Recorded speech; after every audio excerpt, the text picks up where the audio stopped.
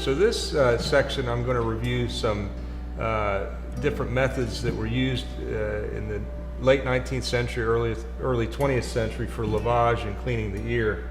And we're all familiar with that in our practices. There's different ways to do it with syringes, but it's interesting to look back and see where we came from, the different materials used and the techniques.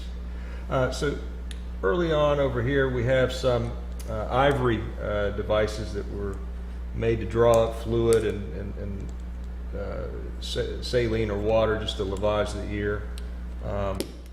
They went to some glass plungers as well, glass syringes, but instead of having a rubber stopper, they had a stopper with thread.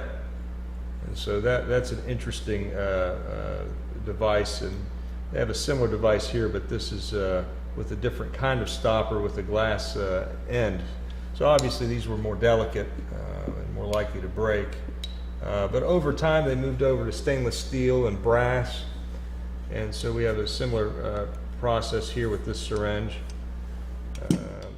So really the concept is not that unique to the different plungers for the most part, but this is a nice heavy one made in London, and some more glass ones. And then we move over to some another brass device, but this is an interesting one where you pull back. It's actually spring loaded, so after you've drawn up the fluid, you let go and it slowly releases it in there, allowing the physician to lavage and clean out the ear. And here's a bulb based one, which again is very similar to what we're used to. This bulb looks like it's made out of leather. And then we have some spouts with basins. So this you'd hang on the ear, and then irrigate the water, and it would come out through the bottom of the spout. And then a basin with a spout.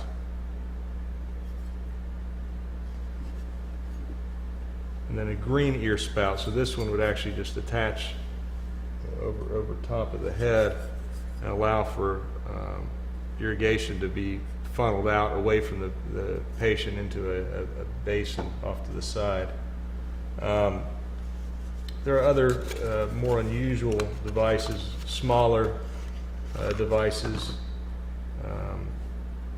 It's a little hard to be able to figure out exactly the way this is working, but it looks as if water will go in here through an internal glass, directing the water into the ear, and then it would come back out and drain out this way. Probably not real effective, as delicate as this glass is, but this is also another interesting one where you put the water, almost a siphon type technique, where you would pull back and draw the water up through the siphon, and it would go up into the ear, and you'd spray it into the ear, and then it would deflect off here and into another basin.